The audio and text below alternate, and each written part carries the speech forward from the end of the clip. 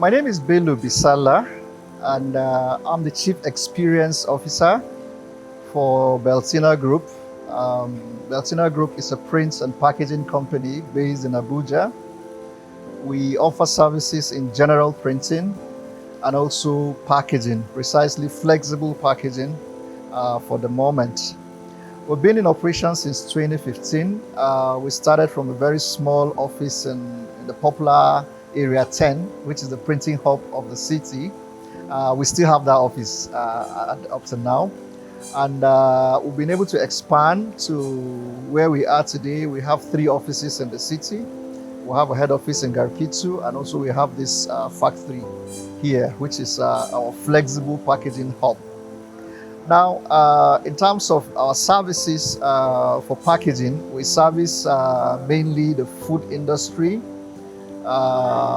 agro industries, pharmaceutical industries, and also beauty care industry. So when you talk about flexible packaging, we're talking about anything that is packaged in a nylon. We're able to print, brand it for customers. Bread nylons, bottled water label, processed food, yam flour, gari flour, beans flour. You want to package your chin-chin, you want to package your cakes, you want to package your cashew nuts, you want to package peanuts, Benny seed, whatever you want to package that is packaged in a flexible pack, we're able to brand and print it for you.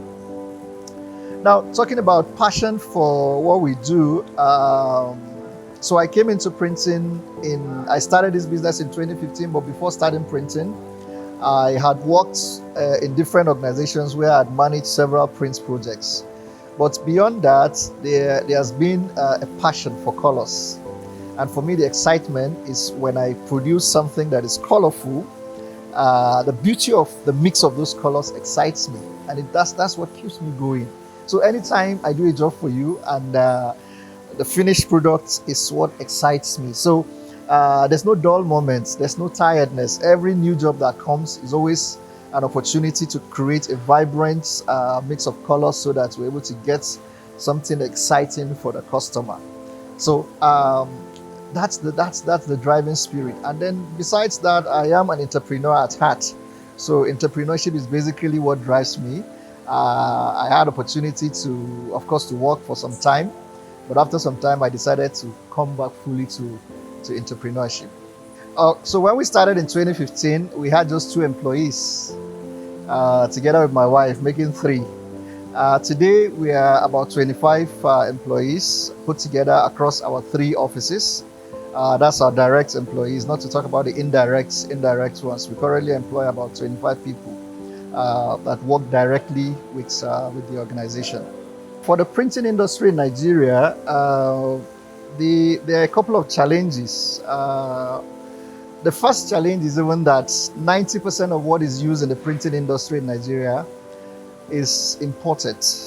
That's for the paper printing industry, which is another section of our operations. Virtually 90% from our equipment to our inks to paper is virtually imported. Now, coming back to packaging, flexible packaging, which is where we operate here, about 50% of what we use is imported, while the rest is produced locally in Nigeria.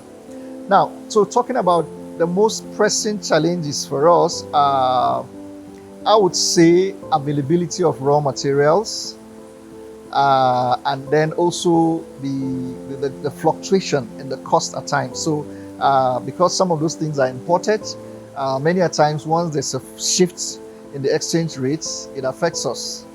Also, to an extent, power supply to an extent also goes a long way to affect what we're doing. When we newly moved here, about 2 months we're struggling with power, and for every single day we have to run a 200 kVA generator to be able to power our equipment. Even when you came here, the generator was on. So power also contributes to one of the challenges. But that raw material availability is basically one of the major challenges that we have. For example, in this factory that we are here, a large proportion of what we use here is either sourced from Lagos or from Onitsha.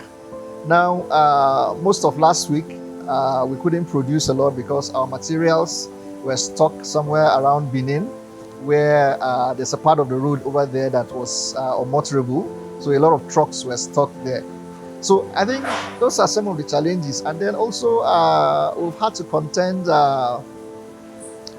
with inconsistency in some government policies.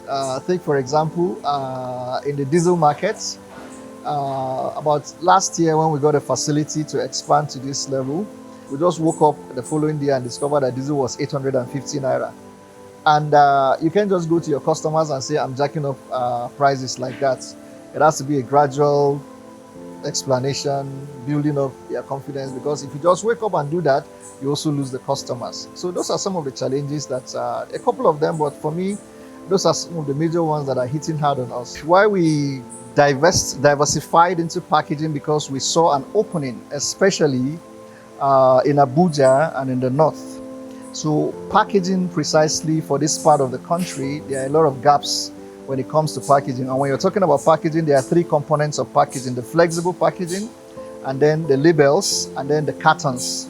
Now, southern parts of Nigeria, precisely Lagos, which is the manufacturing hub of Nigeria, the packaging challenge has been met. I mean, as in the needs of companies for packaging, they have been met, because you have FMCGs who are able to pay for millions of copies of packaging. So you also have service providers who have invested heavily in packaging equipment over there. They're able to meet up those challenges. But back here in Abuja and some parts of the north, the case is different, because you don't have so many manufacturing hubs here. Of course, you have a couple of companies who are into manufacturing, but be that as it may, you don't have the presence of a lot of packaging companies in this part of the country. So we saw that need, and we felt it was necessary for us to set up a packaging plant here in Abuja. Now, packaging is so important to every aspect of the economy, because virtually whatsoever you produce, whether it's your milk, you can take it out to the market without packaging it. If you produce your bread, the best of the bread cannot go to the shelf until when it is packaged. The best of water or drinks or whatever you call it, if it is not branded, if it's not packaged, nobody will identify it in the market. So the packaging sector is very, very key to the economy. Besides that, we have also observed that Nigeria is at a point where there's a gradual shift in agricultural processing. Companies are trying to see that individuals, farmers, people in agriculture are trying to see that they're able to process what they produce to international standard, so that they'll be able to export. Now, if you're going to export, you also have to package to international standards. And for us, that is a market opportunity. So, and that's the major reason why we decided to put our focus in this area. Well, yes, probably they don't know that need can be met. And let me clarify this. So there's no packaging need that an organization will have that cannot be met in Nigeria. Because from my understanding of the Nigerian packaging industry, we buy the latest machines, we buy the latest equipment. So it's just a question of knowing where and how to get those packaging needs met. I think one of our customers in Kaduna, previously they were producing their bottled water labels in China. Now, if you look at the situation where we are now with the Forex issues, how are you going to meet that challenge? So for me, at times, it's a question of information. When people are not properly informed, when you don't search very well to look out for where you can get those services met. From where I'm sitting, there is no packaging need for any company in Nigeria that cannot be met locally. We may not be able to meet it, but I know there are also other players that can comfortably meet those packaging needs. Well, we've got some very beautiful, exciting dreams, and I'll keep those to my heart. But I think for me, I wouldn't say those are impediments. I would just say those are challenges that we have to. Looking at the dreams we have and the things we want to achieve, I think the market is there. Nigeria has a very fantastic market. What we need basically are two things: financing and the partnerships. Those are the basic things that once we're able to conquer those things, those dreams can be achieved. We've looked at the Nigerian packaging market. We've seen the areas where we have potentials to cover. And once we're able to get the needed financing and the necessary partnerships, we're fine. We're good and fine. Okay, so our factory is based in Niger State. Our head office is based in the FCT. So we've had to work with the local government agencies in terms of the necessary regulations. We've been able to weather through that storm, even though at times you have cases where you have a reputation of levies. You see one levy comes today and another one comes tomorrow, and they're virtually the same thing. A lot of the companies that we work with get regulated by NAFDAC. So we've been able to understand how to also work with those companies and advise them. For example, people in the bread industry, we understand some of the things that NAFDAC needs. So when a customer comes to us, he wants to start producing his bread packaging.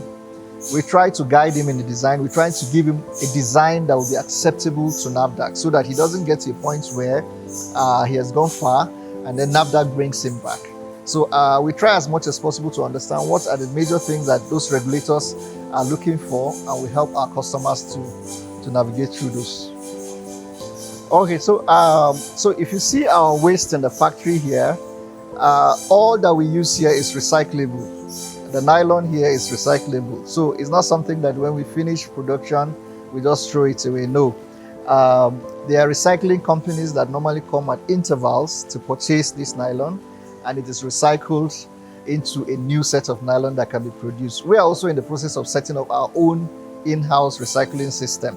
So anything that is waste, as far as our nylon is concerned, we recycle it so that it will be used again. Anything, all types of nylon that we use are nylon that basically can be recycled.